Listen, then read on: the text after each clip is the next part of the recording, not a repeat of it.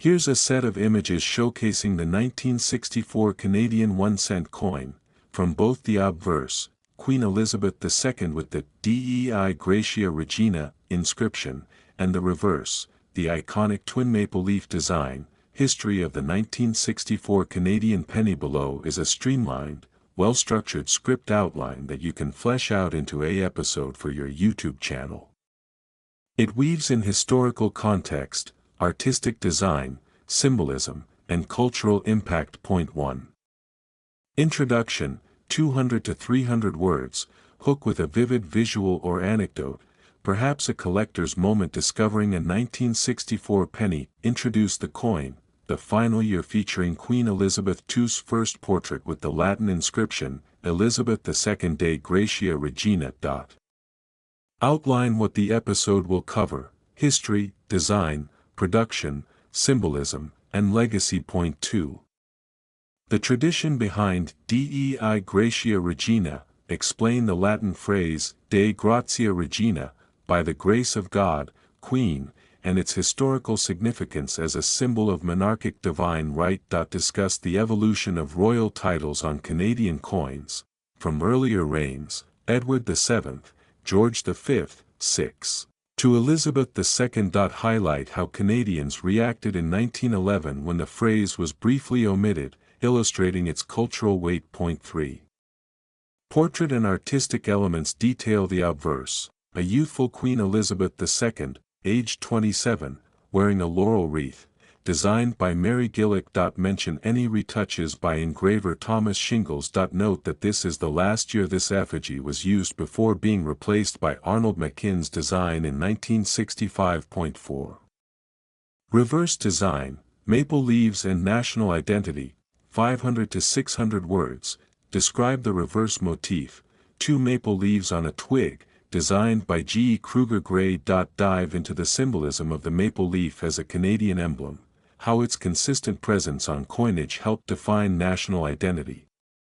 Briefly contrast with the centennial 1967 dove design by Alex Colville and the return to the maple motif from 1968 onward. Point 5. Coin specifications and minting details. State technical specs: bronze alloy, 98% copper, 0.5% tin, 1.5% zinc, 3.24 G, 19.05 mm diameter, plain edge, metal orientation. Highlight mintage, approximate 484 million for circulation, plus over 1.65 million proof-like or specimen coins. Mention the role of Royal Canadian Mint's upgraded high-speed presses in early 1960s to meet demand. Point 6. Collectible varieties and market value. Talk about known varieties and mint errors: hanging 4, double hanging 4, missing G, missing MG, etc.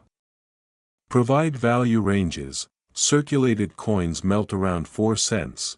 Mint state coins range from 25 cents to over $100 depending on variety and condition. Point 7. Cultural and historical context. Position the 1964 penny at the crossroads of tradition and change. Final run of the classic Gillick portrait, just before 1967 centennial upheaval in design. Reflect on the phrase, Dei Gratia Regina, as part of a waning era, soon to become abbreviated or phased out on modern coins. Touch on the broader narrative of Canada's transition, culturally and symbolically, from colonial tradition toward a more distinct national identity. Point 8. Conclusion and sign-off, 200 to 300 words, recap the journey, from the Latin legend, through art and metallurgy, to national symbolism. Invite your audience. Did they find any of these coins? Do they collect them?